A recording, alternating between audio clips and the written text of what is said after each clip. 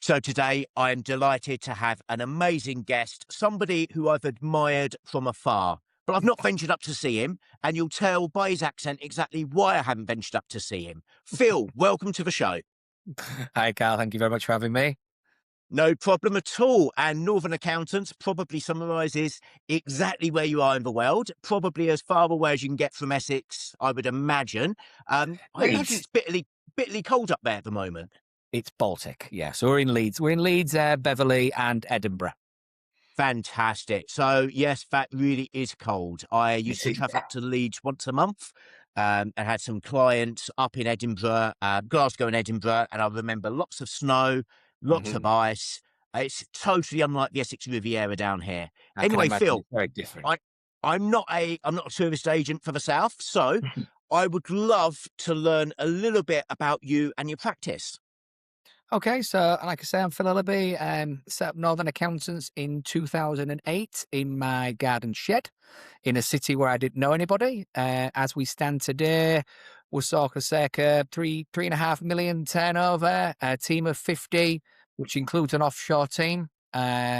Which we've got some dedicated resource over in India with our partners there, with offices based out of Leeds, Beverley, and we have a presence in Scotland because after acquiring a business up there, a remote business up there, almost 2 years ago now.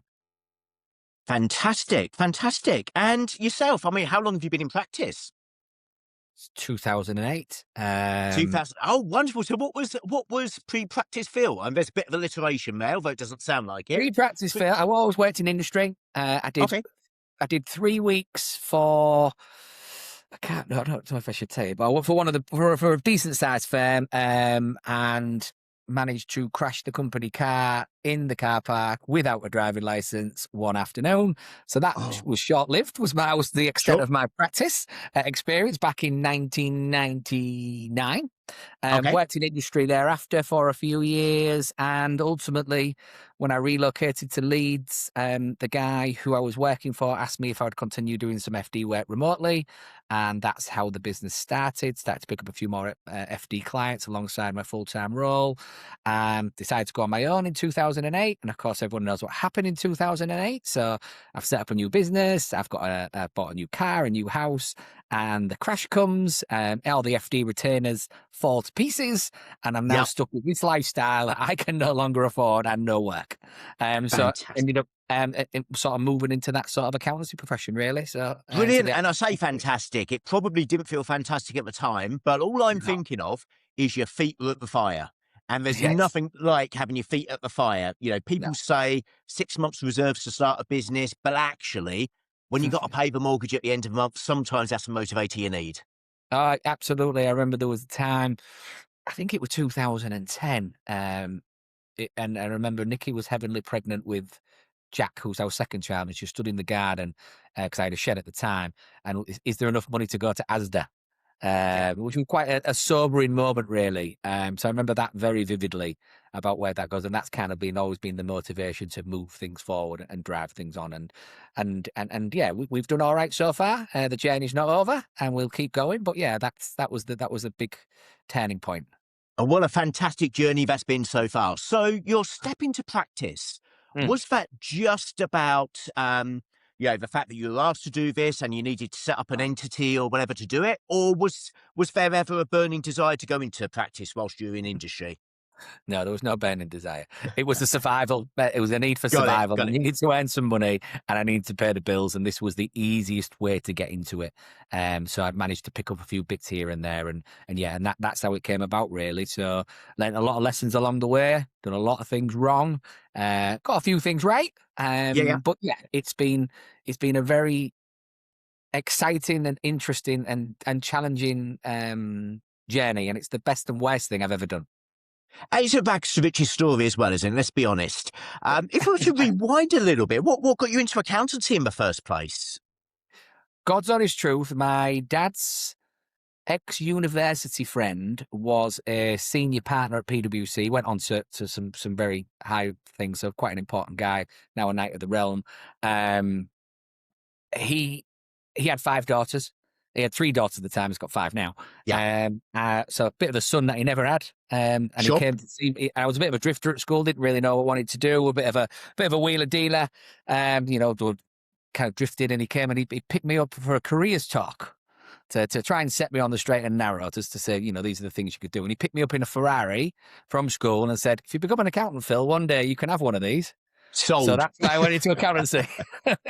Fantastic. Fantastic. Love that. So, yeah, everybody has their own journey, but it's very rare that I speak to someone who, from the age of 3, wanted to add up numbers all day long. Yeah, It's despite what the public might think, it's very rare. We fall into it, we can't escape. Okay, so what we're going to talk about today is around processes systemization. And I'm a bit old school with this stuff. Often the conversation, the narrative in the profession actually is dictated by the vendors. It's all solely about tech. However, I want to broaden it out. Tech plays a fundamental part in this stuff. Yeah. But actually, I want to look at the whole process of systemization. Yeah. What do we need to do? And what are the quick wins that we can have as a practice? So I would like to run through, I guess, to begin with, the areas that you've been most, most proud of, you've benefited the most from in terms of systemization. I think systemization is a journey, really. And I think everything plays into a part, because ultimately we have a process which comes from prospecting all the way through to disengagements, and Sure. everything is interlinked and will go along that journey at some point in time. So I think, And Phil, sorry, just as a clarifying point on that. So you say you got a process. Is it, like most firms and like mine in some areas, an informal process? Or have you gone down the route of SOPs and standardizing things? no, we're standardized. Got it. And we broke it down. We broke the business down into key functional areas, and we looked at the areas that caused me the most pain. And Fantastic. and we thought, we'll attack that first, and then we'll work our way upwards. And as it Get happened, rid of the that was bottlenecks. production.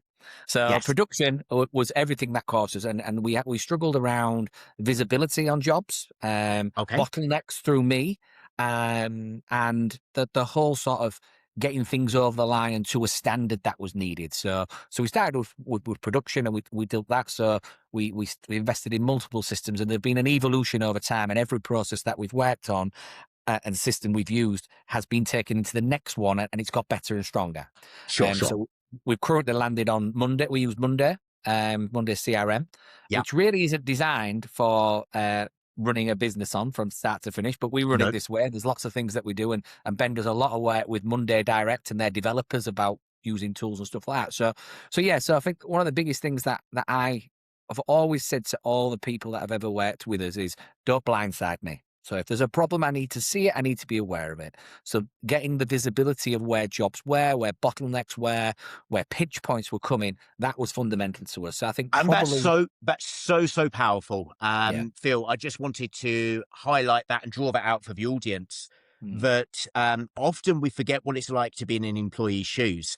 yes, And sometimes it's not that we're meaning, or that employees are meaning to deceive you in any way as a firm leader. They just don't want the blame for something that might quite legitimately not be their fault. They might not want to land a colleague in bother, or it's yeah, something that they've just tolerated as part mm, of this is how it is.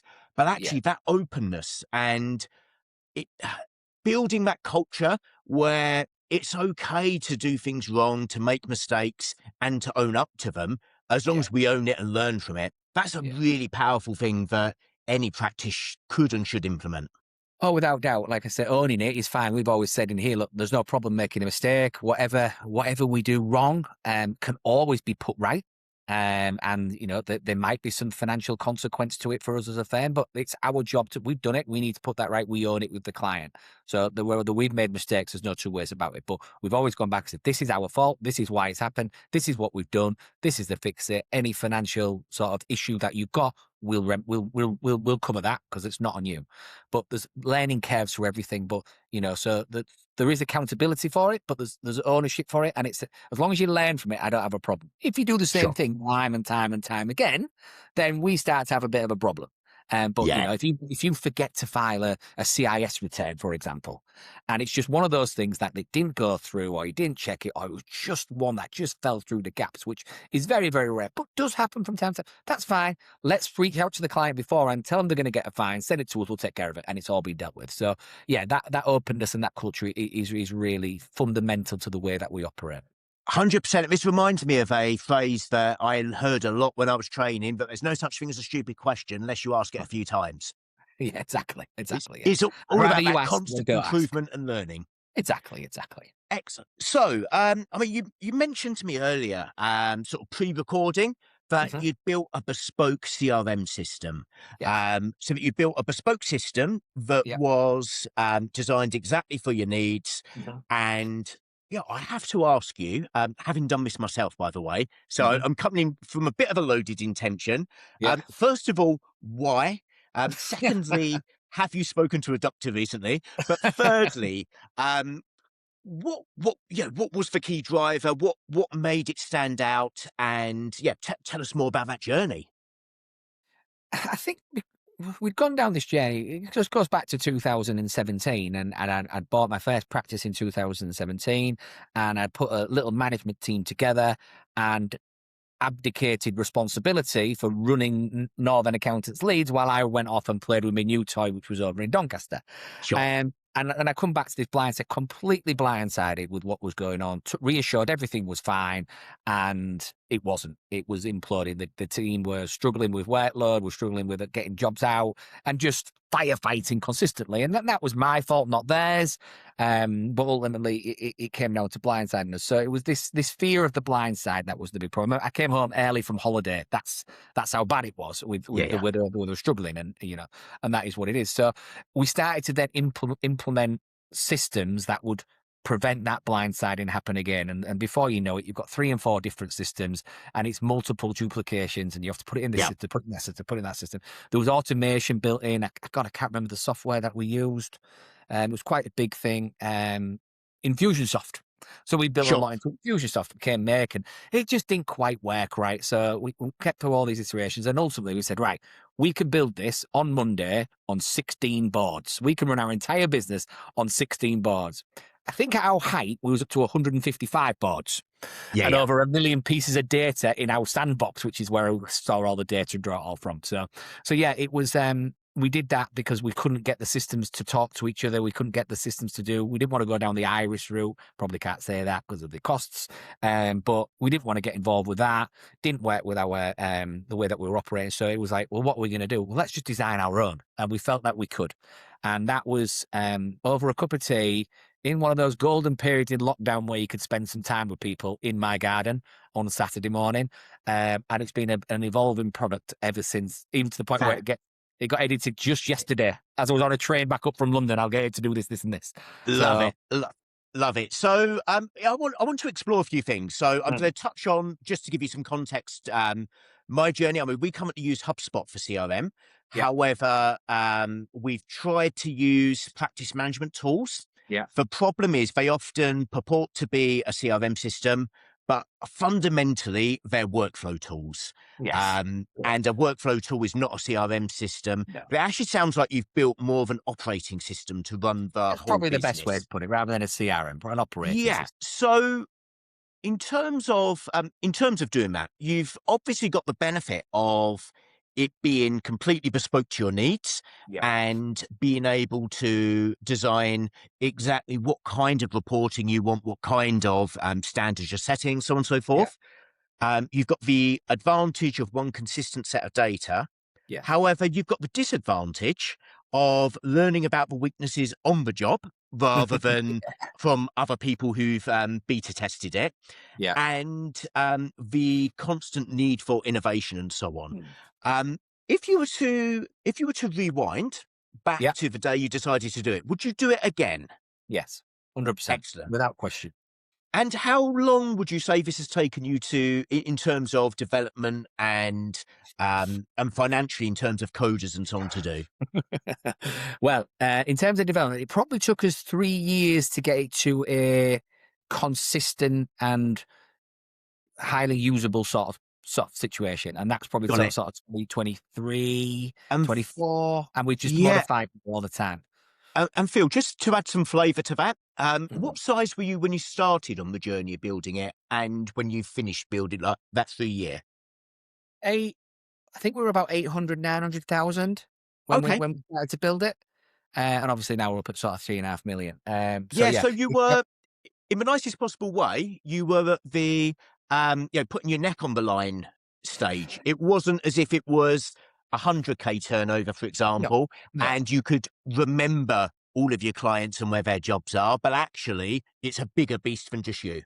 Yeah, absolutely. And I think that was the main driver for it, is because we'd got to that tipping point. And I think in practice and scaling practice, £1 million turnover or GRF is one of those really key fundamental milestones where you Yeah. can't be across everything because there's just too many clients. You can't be across every team member because it's too big. And you Yes. start to lose control. And I felt I was losing control of clients and of the business and of the team, which was why I was insisting that in order, because I've been in this position in 2017, 18, where I'd bought something and lost control of the main thing because Sure. I'd abdicated responsibility as opposed to delegating it. So this time the brief was, we will trust, but we will verify. So if I ever want to check anything, I can go get that data. So I could log on now and I could tell you where every job is in every stage for our self-assessment. So at the minute, we've got 7 out for signing. That's it. But last month I could have said we've got 22 here and 15 here and 6 there, and I can see every job and the workload that's been on. I can do that for the year ends, what's been chased, when it was last chased, when it was sent for filing. So I can see the full pathway on where it is. So I don't get blinds. You don't get stuck. I remember we bought a practice over in Liverpool, and everything was supposedly fine. All the data that was on the due diligence is fine. We got it, and there was about 15, 16 year ends due at the end of the month that hadn't been even collected paperwork for. It was like, Got it. did you not know this? Well, yeah, but, and it's like, we've got to see it, sort this out. So, but putting it into our system showed it up straight away. So we knew Yes. what we had to deal with, and we were able to address it. So yeah, it's that £1 million was is a real touching point for practice owners. I think it's a big milestone psychologically, but also it's practically as well. It's a really big problem because you have to make investment in your team, which comes at a big cost because you're employing big salaries and Oh, big yes. people. You start to look at, I brought an ops director in. That was a bold move that was in 2018 after the sort of we started to creak a lot. So yeah, bringing that in, you start to invest in these kind of people, which they don't come for free. They come with big salaries. And I remember sitting there after my ops director joined us thinking, I'm 200 grand a year worse off since he joined me. He's only 3 Yeah. months in of all the changes and stuff, but then ultimately that swings round, and before you know it, but you've still got to be able to ride that sort of cash drain out for a Oh, while. cash drain and profit drain as well. Yeah. And for me, I think it was 1.2 where we noticed that actually, I still dream of the days. I daydream about how nice it was when it was a skinny business, and yeah, you didn't have to worry so much. And yes, you worked a little bit harder, but Yeah. actually, from if you look at it, cold hard numbers Oh yeah. versus effort. Yeah. And risk and so on. Sometimes for skinnier business is better. However, Oops. we all do what we do. We're all Yeah. scaling it. We're driving forwards to get to that Yeah. next point. We're looking for the next step, aren't we? Yeah, I think we're looking for the step that suits us. Now, everyone has Yes. different agenda points, and there's people scale up, there's people scaling down, and I look at them sometimes. And go, God, I wish I could do that. What would it be like if I just took £500,000 worth of fees, just had a real nice team, and then just didn't come to work? How Yeah. great would that be? But that's not me. I want to drive. I want to press. We've set a goal of trying to make the top 100, which seemed like a good idea at the time, but it's now just created a rod for my own back for the next 3 or 4 Yeah. years. Unfortunately, that goal keeps moving and moving. It So keeps we were moving. Oh, it did come actually, down this year, but 99 still stayed, but 100 dropped to 3.9 million. So, well, that will only be, I won't judge too much about the top 100, but that will be yeah. based on who enters Who and enters our those who don't. consolidations? Yeah. Yeah, and also those who don't want to admit poor performance. But we were actually in the runners and riders once, Yeah. back in the day, and it was so much easier to get in then. Now it's a different ball game to what it used to be. But what a target to aim for! So Yeah. you got this system, or you have this vision for this system. You used Monday, which is primarily a CRM tool, Mm. but it sounds like you're doing workflow on it.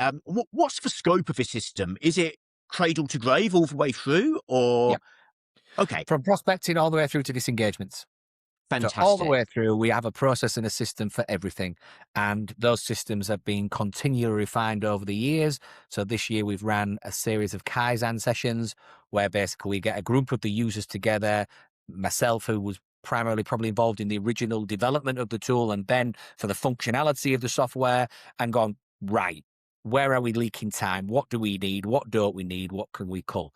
And I think that time efficiency that you've brought in by revisiting those things, just because you've got a process, doesn't mean it was right then and it wasn't right, but it isn't right now. So back then we built a tool that was designed to manage, how can I put this nicely, less experienced staff or team Yeah. members than it needs to manage today. So as we've got bigger, we've been able to hire higher and more experienced people. So therefore the standards naturally go up. Whereas the system was still designed to manage the less experienced team. So what we did was we don't need that. When if you say job's done, you know what job's done means, rather than where before you had to say, now you've got to tick this to say you've done that, and tick that and tick that and tick that. And I remember one of the boards dropped from 143 columns to 38. Literally, we'd spent an hour doing it, and it just, the Mm. efficiency that drives and the time that saved allows more time for production, more time for advisory, and to be available to the product. So that constant reevaluation of what you're doing, I think, is fundamental to scaling and efficiencies and systemization. Absolutely. So the reevaluation, something we're going to come back to in a moment. Okay. What I want to do is just go back to the start of the journey, if that's Mm. okay. And the reason being is I'm mindful that we're broadcasting to a wide range of practitioners, some of whom will know exactly what we're talking about and have probably done far more intelligent things than we can Oh, imagine. yeah. Some of whom will be thinking, oh my God, I'm far too lazy to do that. Yeah. Let's be honest. And others who will be, what is all this confusing jargon that's being talked Yeah. about? So, as you started this journey of building your own, effectively your own operating system, your own Yeah. infrastructure for the business on tech, did you have any background, either personally as a hobby or professionally, in coding or software development or anything along that sort of lines? No, no, nothing at all like that. Always been very logical, very systematic, knew how things should work, personally would shortcut them because Sure. and that's in my natural nature. Well, I don't need to do that bit and that bit because I'll remember and I'll do this and that. But yeah, so no coding experience at all. I can only just about use my mobile phone. So I'm not a tech guy. I know very little about AI. But I do. Ben is our AI guy, and he takes care of all of those sorts of things now because we're heavily invested in that kind of area. But no, so in terms of actual technical ability to do it, no, it's just a logical mindset of how things should be done and how things should be done right, which is an accountant's strength as a general rule. Very logical, very Absolutely. process driven. So it's some things that will naturally probably come natural, sorry, to most accountants with the sit down and give themselves the headspace to think about it. 100%. So you saw this bottleneck or several bottlenecks in the business. You found the foundation which it could be built on as a non-techie, Yeah. and you logically appraised what needed to be done, broke it down into steps, and you started building. That all sounds well and good, but at the point you did that, Mm. you had like just shy of a mil turnover. Yeah. Um, did you run two systems alongside each other? Did you just go, right, I'm going to devote a weekend to doing this and to hell with the consequences? Or was it a bit of a hybrid of the two? Bit of a hybrid of the two, I think. While we did the initial build work and get the biggest problem was getting the data in the system. That was our biggest issue, because we run it off a sandbox, which is we dump all the client data in there, year-end dates, self-assessment dates, confirmation statement dates, all that, and it's all driven off there. So Hmm. you had to get the data in, but you then need to build the processes off the boards. I pitched the sandbox version from Dex Precision, also Sure. was Xavier, that Johnny Gaunt built. And it was Yeah. that concept so we just draw the data down. So that was the biggest thing. So while we got that populated and built a few of the basic boards, that's what we need to do. And then literally overnight, Friday night, we shut the job systems down that were running and we moved all the jobs onto where they should be in the processes on the different boards. And we found a load of gaps. We go, Well, we hadn't got that, and we hadn't got that, and then there was a lot of cross-casting to HMRC and so for all the authorization. So there was a lot of work that went on, but yeah, there was a point where we just cut it off and went, "That's enough now." But we had ran two systems simultaneously for a short period of time. Got it. Got it. So, as a bit of an appraisal on that early point in the process, and I guess Mm. reinforced by your regular reevaluations, by Yeah. speaking to your team, their user base, how's it going, finding out the problems.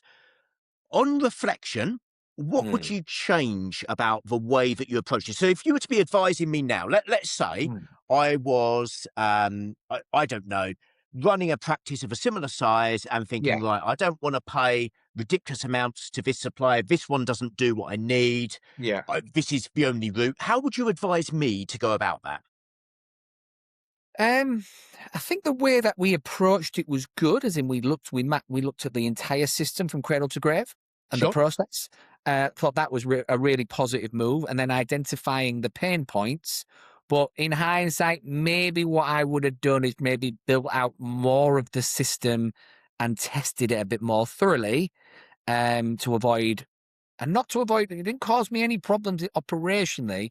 What it caused me problems was with the team, because Okay. then all of a sudden this new system that we've put in is constantly changing and constantly updated. And we did suffer from a little bit of change fatigue within the Sure. team. Like, this is not the button you press anymore. You press this button and this button does this, and this. And you've got to remember this and you've got to remember that. And we rolled the change out so quickly. If I could go back, I would certainly change that again on how we did it. So almost plan the releases and accept that it doesn't work as we want it to. We know that, but we're going to release that fix and communicate that in a more structured way. Wow. So that's really insightful for me because, Mm. yeah, I can see our mindsets are similar on this.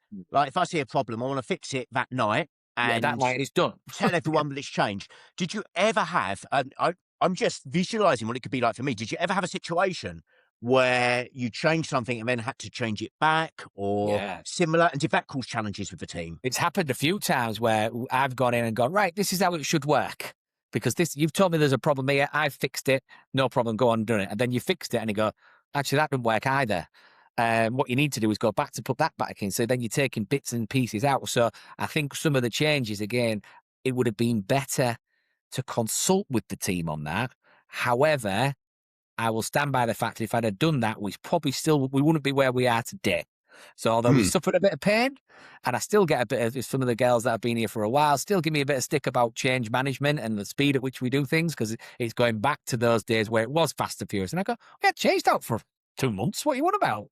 I always Yeah. used to be a daily change. So I would like to have been able to communicate it better, but it drove through the changes that were necessary to take us where we wanted to be. And without Monday, I don't believe we would be where we are today as a firm in terms of our size, profitability, or structure or anything like that. Got it. So if you were to start on this journey today, Mm. so obviously you've advised me. Now, if you were to start on this journey today, would Yeah. you choose Monday again, or would you be looking at things like Lovable and the Vibe coding apps, or perhaps a different platform? No, I think with all the technology that's available today, we picked Monday because it was the best of, I don't want to say a Yes. bad bunch, but it was the best. It was the most suitable one that we could get to do what we wanted it to do. Is it the right platform today? I couldn't say yes or no. I am so far detached from what technology is out there. I do know that on Ben's wish list for development is a rebuild of Monday on our Okay. own platform. But Yes. I've been putting him off for that for 2 years. So I keep But giving him other things to do. so that you own the IP Yeah. and can adapt it. And that was the approach we took. Mm. And yeah, we won't dwell on that too much because it was an utter failure. One of the biggest problems that we had was that we weren't coders Yeah. and we didn't employ in-house coders on No. reflection. Yeah. And we were subject to the language they wanted to write in, from Yeah. C++ to .NET and all these other things that I don't really understand. No, I don't. You lost But me. there was, we were just being led down different paths and it Mm. caused us challenges. Yeah. But yeah, I think what I can see here for the wider community listening to this is that whilst they might not want to build an entire business operating system, Yeah. there might be little things they can do that are actually slight either slight usage or adaptation of existing software. So it could be using Zapier for an Yeah, automation, absolutely. or Yeah. it could be N8N, or it could be a Monday.com or a Notion Yeah. or similar, where you don't actually have to have coding experience, but you No. can build a real efficiency. Yeah. But it's all well and good talking about this stuff. Phil, you had the amazing benefit of having that clear headspace and the ability Mm. to actually see what the problems were. How Yeah. did you do that? Well, again, I made the investment in team members. So I brought somebody in who would deal with all client work other than client interaction. Sure. So all the work would land on my desk in a great file. I'd walk downstairs, take my notes, put the file back on their desk, and walk away. And that basically took me out of the day-to-day typing in on the keyboards, thinking about it, posting things to tax calc or whatever. Just completely took out of it, which made a huge amount of time saving for me to be able to start to look at it. And then so that allowed me, like I said, to really get under the skin of the problems that we were facing. Because I would walk into, I might have 5 client meetings a week. Well, if it's 5-6 minutes, 5-6 hours for the bit that I need to do, that's it. I've got the rest of the week. So it freed up that time, and I was very conscious with my diary as well. So I had a PA at the time, and she would manage and protect my diary. That I only see clients on a Tuesday. That's Sure. the only time I see them. And then I've got full days. I won't come into the office. I would work from home. I did a lot of things on a weekend and on an evening, just to have that sort of time space. So yeah, that's I freed myself up by investing in team members who were very good, who could deal with the things that I didn't need to deal with, and probably dealt, and I won't say probably, and did deal with them better. Got it. And did you use those team members, Mhm. acknowledging they were quite fresh? Did you use them to help kick the tires and find the issues, or did you kind of keep it away from them? Um, well, because of the way that we rolled it out, everybody in the team was using it because this is what we're doing now, and this is the way we're I going. mean, So sorry. Before you even built it, as you were going through the process of defining what is the problem, what do I need no, to no, solve? no. That was done between me and the ops director Ben. Sure. We sat down and we talked about can we be efficient? How can we move this information flow? How can we change behaviours of clients, and how can we drive the right sort of skill set development for the team? So that was quite a big underpinning thing. But we did keep that bit away from the team and let them do the grind and what needed to be done, because it's all well and good since me sitting here saying, "Oh yeah, go do this and go do that," and systematic. So that doesn't pay the bills. What Yes. pays the bills is the accounts prep, the filings, all the billing, all that still needs to be done. So I made the conscious decision to make a significant investment to free me up to do that, and I appreciate that that's not always possible for everybody. So I think for me, realistically, what I would be doing is systemizing, even if it's simple spreadsheets and simple checklists, Mm. do this, and that's a job is done when you do that, and these are the things you do have to do, and then just start there, and delegate the jobs that you don't need to do, I think is the important thing. I didn't need to Yeah. be filing confirmation statements. So I gave that to my PA. You go file these confirmations. So little things like that. I remember, oh God, it's going back to the AVN days when they talked about having red, green, and amber lists where you Yeah. Yeah. systemize it and go, if it's a red list, you shouldn't be doing it. Amber, you do it because there's nobody else to do it. Green are the things you like to do and only you can do, and you build your job specs off the back of it. So we kind of did a little bit of that, really, and moved Absolutely. All about focusing on the £1,000 moments rather than the 100 quid hours. exactly. If you excuse the corny phrase on that. No, it's a So good piece. I guess the last bit I want to focus on in this area is Hmm. around I guess the vision that you had when you started building this, because again, I'm mindful of practitioners listening to this. There will be a broad range of different opinions on whether this is a kind of journey they even want to start embarking on or not, Yeah, and some will want to pick off little bits. absolutely. Did you feel that you had to design in your mind the vision of the full suite from the outset? Or was it just, I'm going to fix this problem, I'm going to fix this problem. Oh, hang on, we can bolt these together. How did that process go? And what was you thinking about during that time? Well, we did look at the systems from start to finish, from cradle to the grave. And like I say, we identified the problem areas, and the design was always around. Started off with production. My biggest problem was being blindsided and not having enough overview of what people had in terms of capacity, where jobs were in terms of completion, and any bottlenecks that would occur. So that was the real driving force. I need to be able to. I always said I want us, and it was. I mean, you're going back here before we got into dashboard. I want a PDF email into me every Monday morning about where every job is, and this is the framework that I want. So we started with the reporting stuff.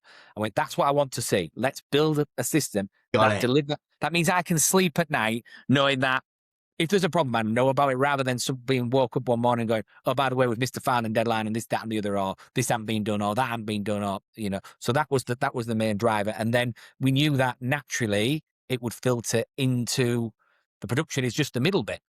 So we then went left and right. So we then picked on where's the biggest area, where's the biggest area. So we went left, which was all about sales and marketing, because ultimately you want that as smooth as possible to get Yeah. you in. What you don't want is a bumpy, lumpy sort of sales marketing process, then going to a really slick production service because you're not setting the standard. If we were a bit bumpy and grumpy on the way people were on the exit, well, I was prepared to run with that because they were leaving anyway. So their experience, although I didn't want it to be a bad one, because I still believe that you should have a really good exit experience because you never know, they might come back. Or you might, if you want them 100%. to. But we had to focus somewhere. So we went to the sales and marketing, and then the onboarding became a really prevalent part of what we do and how we onboard people. Excellent.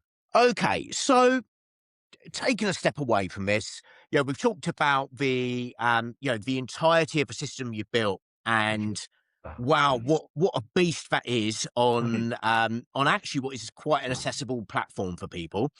I'm Yeah. sure there's going to be people here that have been motivated to think about doing this themselves, or even if it's not a firm-wide thing, or it's Yeah. firm-wide, but just for a small niggling problem that they've got that they're still involved in. Yeah.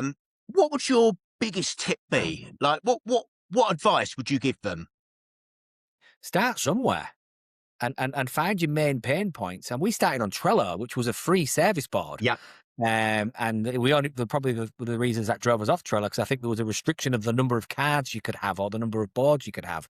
So we had a Mm. Trello board for year ends, for bookkeeping and VAT TIS, and confirmation statements and self-assessments. That's how we started.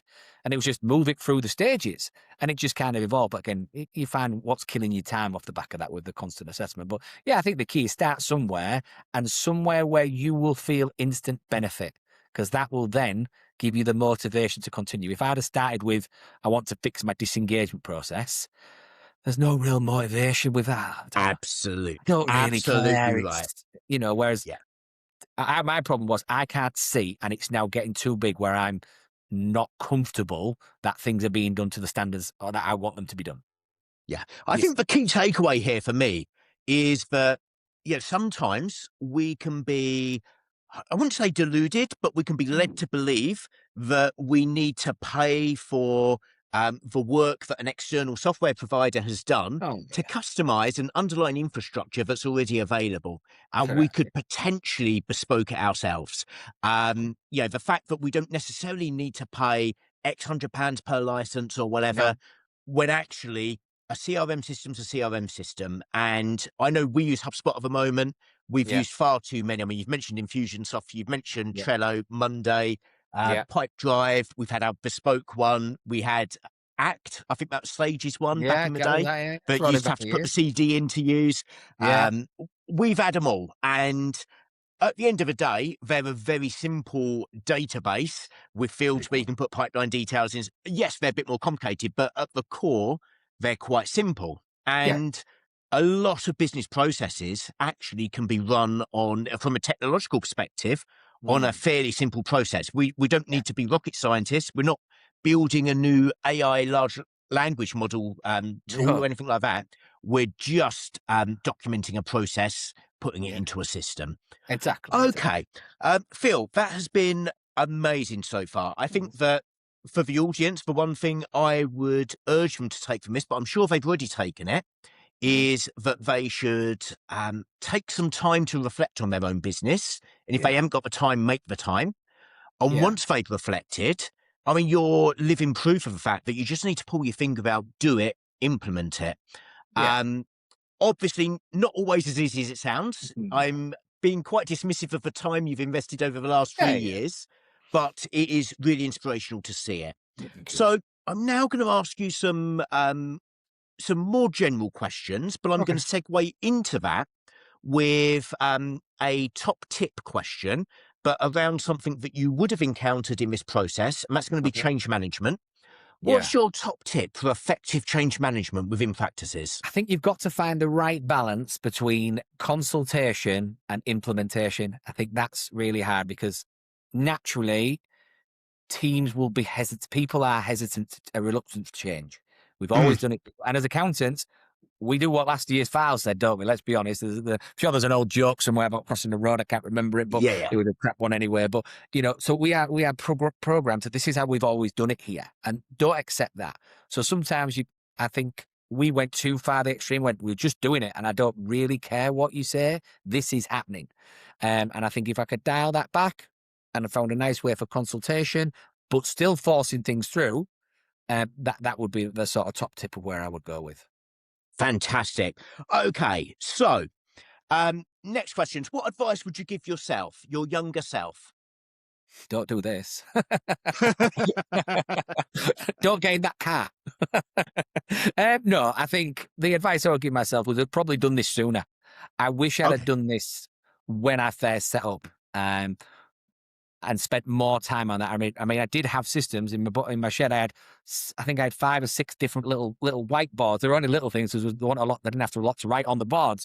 And I used to happen for year end where I'd just move it through where it was like get paperwork, get this, send Yeah, account, waiting for a client. So always had that sort of idea behind it. But I think probably documenting the systems a little bit better. Like we built Monday and then built back and built a training academy. So this is how you use the boards. And that was mammoth in terms of what we've done there. I mean, it's been a great piece of kit because now we've built a training academy with an AI bot above it. So instead of having to go and find it, you type in what you're trying to do and it pings it back up. I think that gets released. I don't know if that's on Monday, actually, our AI training bot. So again, that sort of standard SOP, we built in assessments and all those sort of things. So yeah, I think starting earlier when you've got less systems to manage, because you don't have the breadth of services, you don't have the depth of client base, would be probably my advice. I wish I'd have started it in 2008 rather than 2018. fantastic. Next question. What did you want to do when you were younger? Well, I was a highly untalented footballer. Okay, tell me more. I wasn't very good, but I loved the game and I still love the game and I watch a lot of football. So yeah, I wanted to be a footballer, but that dream was quashed very, very young at probably under 11s. Oh, Jesus. Oh, that's a shame. So So who's yeah, your team? I've got to ask, I'm who's a your Hull team? City fan. Hull City. Excellent. So Yeah, I know another practitioner who's a Hull City supporter, yeah. who you possibly know. But yeah, I'm Southend United for my sins. You feel And my pain then. You're a proper football fan. Or you could say we're not football fans because we support well, these teams. Joe, the life lesson I'd give myself is not to get into football. So I took over a Step 2 football team, Yeah. wow, 5 years ago. Yeah. And yeah, Oh, it you did, wasn't didn't you? I anywhere near remember as seeing glam or that. fun Yeah. as I thought. No, I can imagine. I looked at one, a local team back over in Hull when it went bust. I had a few very loose conversations about it. So I could do this. I'm so glad I didn't. Yeah, so I had this expectation, National League South, so Conference South in old money, Yeah. of having a director's box and all of this.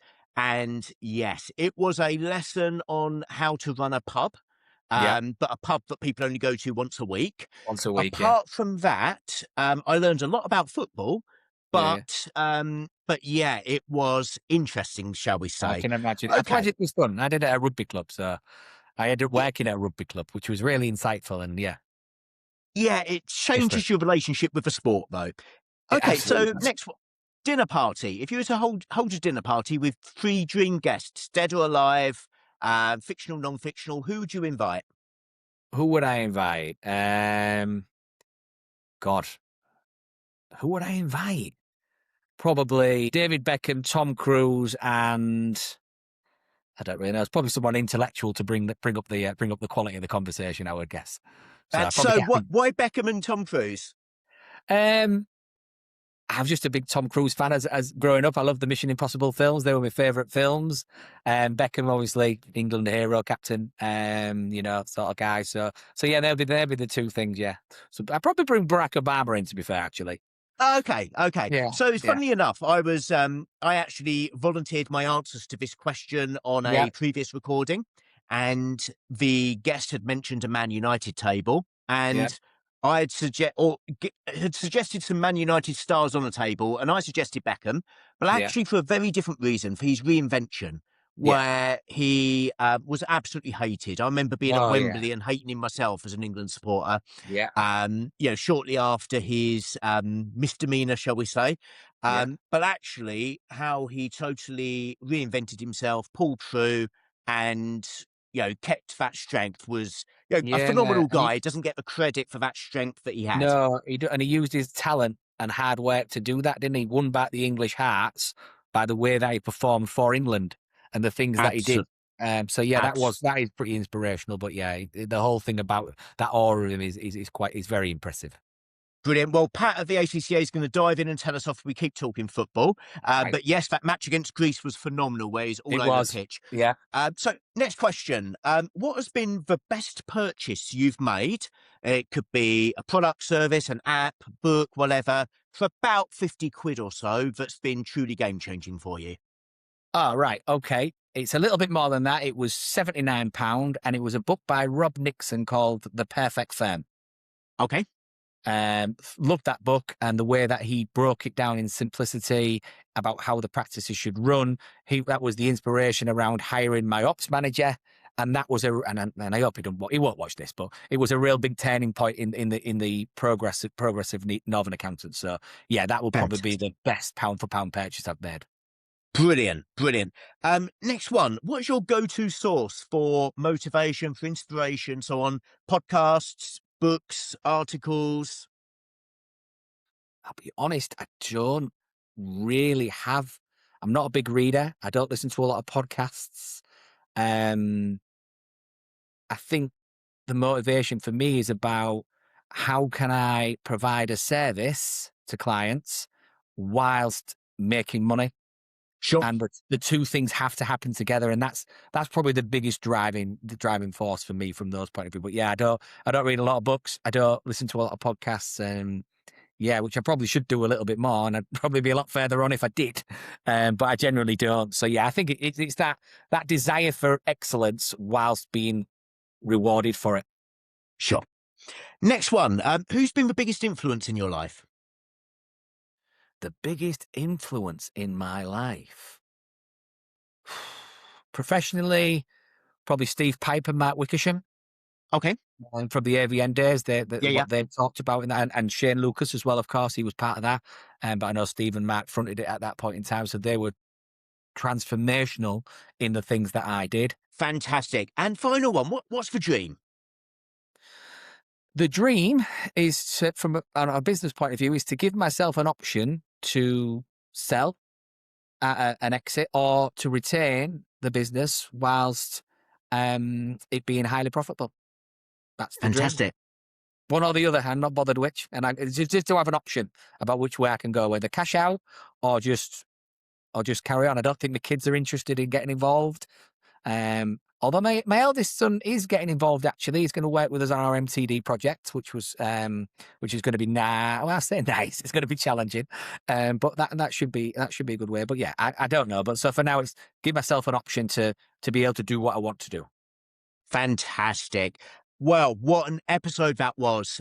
Phil, it sounds like you need to take your eldest lad out in a Ferrari and see if you can tempt him over. It's been That's really good to hear your journey, to hear about your move from industry to practice, which partly by accident, but yeah, actually what a journey you've been on since. And it's all been underpinned by the power of building this system yeah, and the clarity that you managed to get in your own mind, yeah, together with your ops director, to really make this happen. So it's been amazing to hear, Phil. It's yeah. been great to hear that you made some brave steps. Hiring senior team members, we know how tough it is. It's not Mm. easy, but you No, made that step and you did it. Thank you mm, so much for joining no, us. pleasure. Thank you for having me.